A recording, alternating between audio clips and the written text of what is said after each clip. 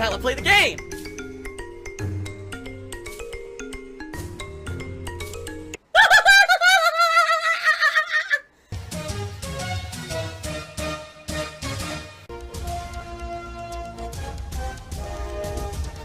Oh my god!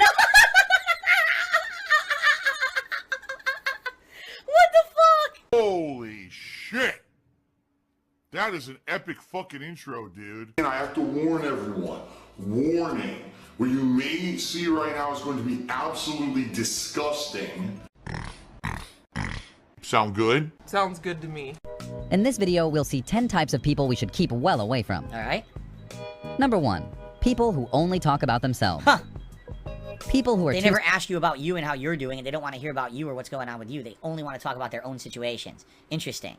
self-centered become boring after a while, and to be honest, really? likely not even interested in you. A conversation should involve both parties and not be one way. That's right. Knowing how to listen is an integral part of a conversation. Therefore, if you're dealing with an egocentric and narcissistic person who thinks only about himself, my advice is to stay away from them and dedicate this time to those who are genuinely interested in you. Number 2. Okay. Passive-aggressive people. Passive aggression is really annoying. Really annoying. Because, you know, it's people who are pissed at you, but they won't outright say it. You know what I mean? Or they'll do things underhanded, and you only find out about it later. It's like, why wouldn't you have the balls to just say something to me that you had a problem? Passive aggression, that's a real big pet peeve of mine. Recognizing a passive-aggressive personality is not always easy. In fact, those suffering from this disorder could present themselves in a charismatic, seductive, and affable way, with a peculiar sense of irony and sarcasm. However, it takes time to understand more deeply the dynamics of this personality. And right, that's true too. They could sound, oh, I'm just being sarcastic. I don't mean it. But then next thing you know, they actually were meaning it. And you thought that they were just joking, but in reality, they have a problem with you. But you didn't know that. I hate that shit. That's like me, right? That's like me. Read! you recognize these people, keep away from them for your own good. Because that's the thing, like, sometimes people will be teasing to you or whatever, and because they're joking, they think it's funny, and or it's a way of them actually breaking the ice and being friendly with you. But others are serious, and then you can't really tell what the hell's going on.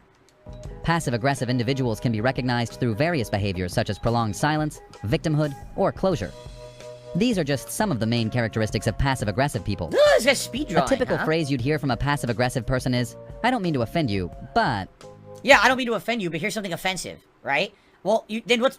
Just because you said before it, I don't mean to offend, doesn't mean it doesn't. So what's the point of even saying that? Right? It doesn't protect you from the repercussions of what you're about to say. Number 3. Gossipy people. In short, gossip never brings anything good, because gossiping is a toxic behavior. Yep. Oh yeah, it's terrible, and the thing is, seriously, how many people on YouTube today are incredibly popular and all they do is gossip, but they're under the guise of things like news or commentary. Oh no, this is meaningful, this is a news story, this is my commentary. No, it's gossip.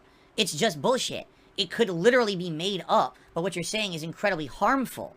But you don't care because you got views today and you made money. This was your day, right? It's pretty messed up that people just make their entire livelihood and living off of this kind of stuff. Number 4. People who speak ill of their ex-partner. That's a, This you know point what, is- I'll agree there that that's kind of a really big one. That it's hard in a lot of cases to not want to be truthful or honest or transparent. But at the same time, it's kind of respectful, right? It's respectful to basically not go out of your way. Especially if, for example, you know, and yes, I'm going to talk about my own personal case. I don't have any contact whatsoever with any ex-partners at all. I don't. All my ex-partners, we moved on with our lives, and we have not had contact further at all. So I wish them all the best, right? But I'm happy that they never came back with, like, giant, you know, slanderous things against me, just like I have never done that against them, because there's no point to doing that. Fuck you. You're a liar. You understand? Like, well, who cares? That's the past is the past. So why are you going to harp on the past? Why do you have to keep bringing it up? And especially it's bad when people try to do that to make themselves look good. Like, bring up something from the past, like distant past, because it makes you look good because your ex was this or that. I really don't like that at all. That shows a lot of immaturity, basically. Number 5. Pathological liars.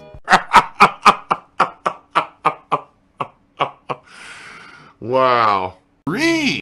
There isn't much to say here, but I couldn't People who omit- just constantly can't stop lying. I knew a couple people like that. I had a friend when I was a kid who, like, he would tell the tallest tales. And I was like, why are you, like, I know what you're saying is fake. I know what you're saying is so ridiculous there's no way it could be possibly be true. But he would tell everyone these tall tales for no reason. I guess he felt like that's how he fit in.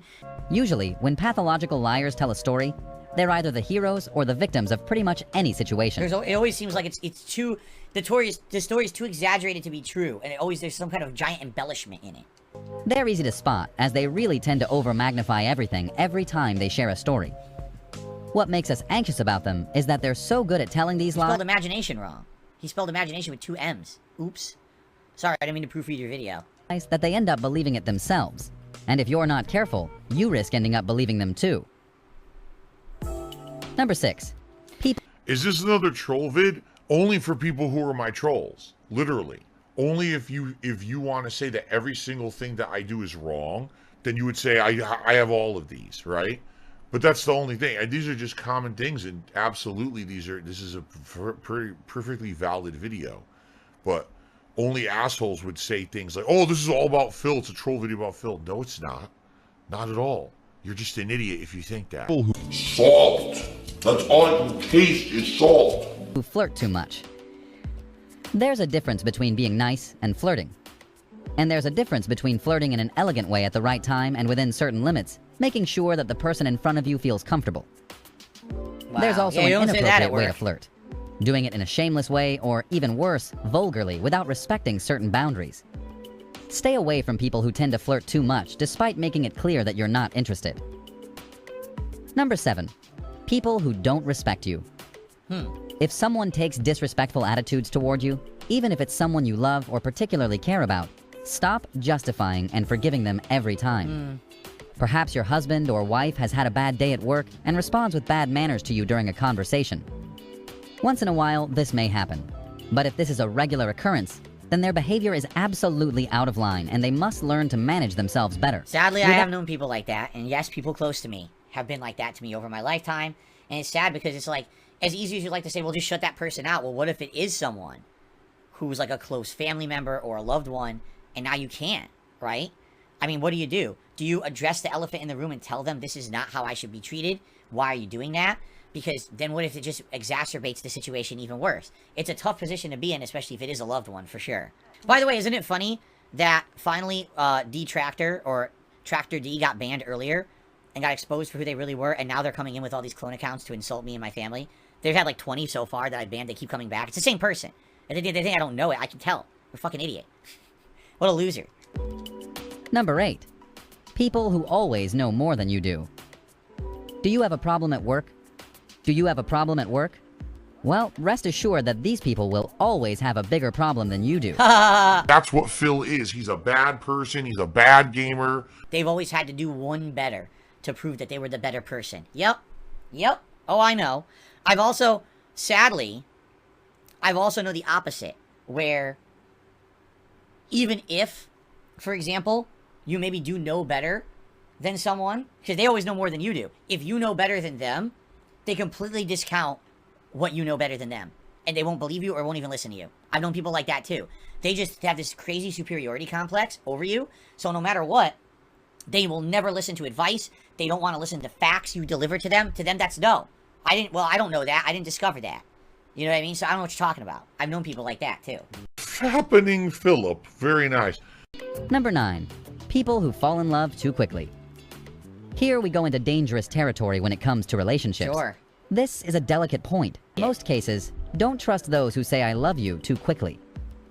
Mind you, unlike the profiles discussed in the previous points, these are not bad people. Most likely, they genuinely believe they are in love. But at the same time, be careful not to trust them too much if you don't want to risk getting hurt. A person who has a tendency to fall in love too quickly is often an emotional and impulsive person, and in many cases insecure and in search of validation. True. The problem is that in the same way he falls in love quickly, he could just as quickly change his mind and leave. We'll take the chance. These types of people are dramatic and attention-seeking. So pay close attention to those who declare their love for you too quickly, especially if at a young age and without much previous experience. 10.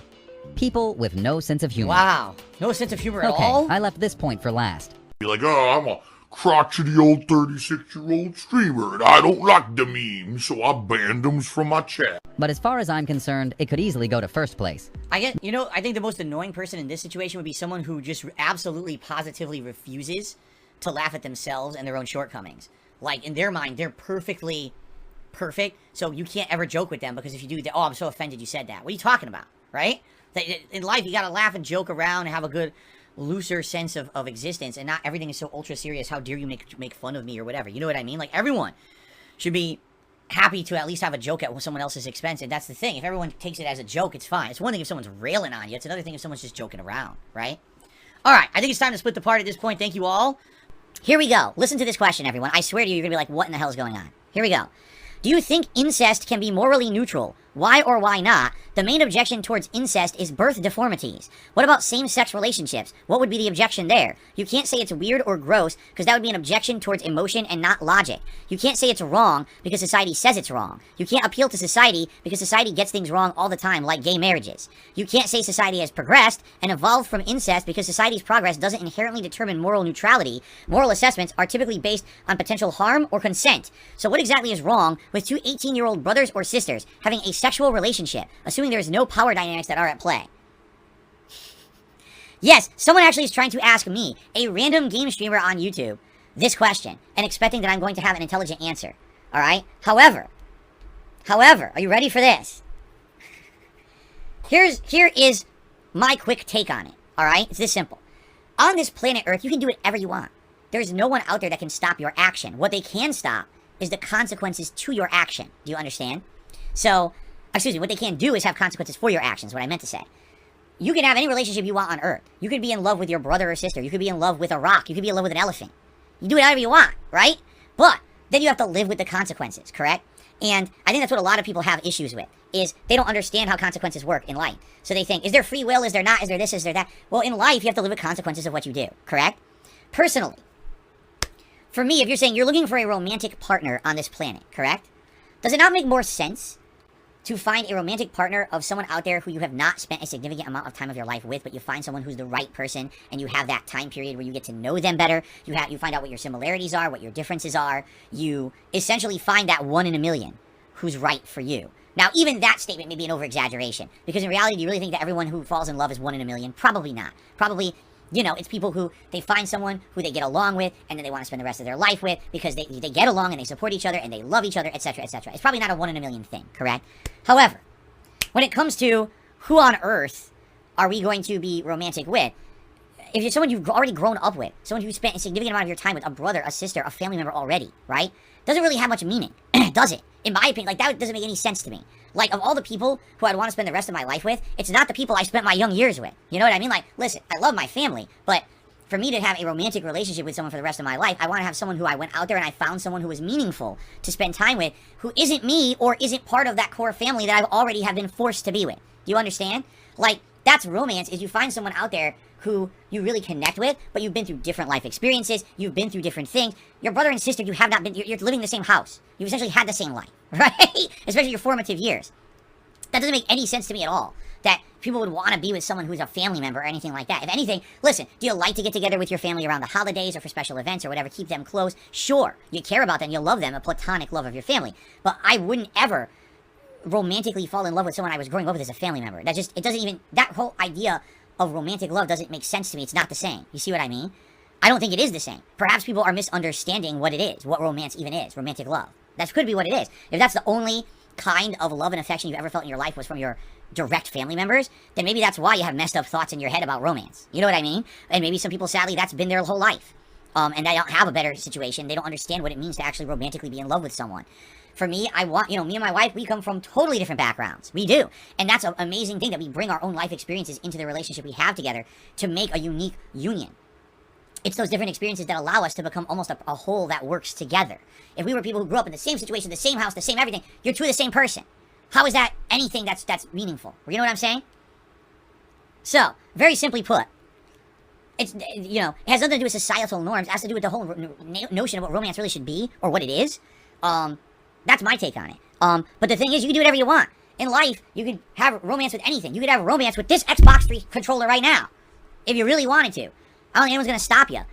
But does it really have meaning? That's the real question. Okay. Alright. I bet that they thought it was going to be really stupid. My answer. I tried to at least give you a decent answer for that, okay? Alright. Let's now get back to the videos and reacting to the videos at hand, shall we? I'm upset, I'm disgusted, I'm incredibly disturbed.